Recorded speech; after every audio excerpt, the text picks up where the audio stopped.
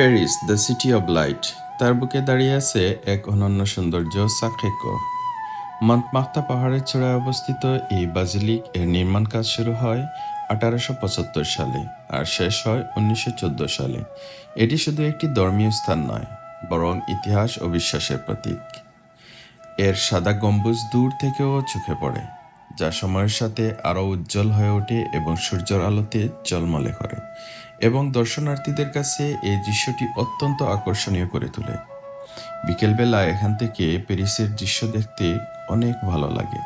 এখানে প্রতিদিন হাজার হাজার মানুষ আসে এই স্থাপনা দেখতে এবং তার সৌন্দর্য উপভোগ করতে। অনেকেই বা আসে প্রার্থনা করতে। বাইরে মন্টমার্তা এর সিঁড়িতে বসে উপভোগ করা যায় তার দৃশ্য এবং তার সৌন্দর্য।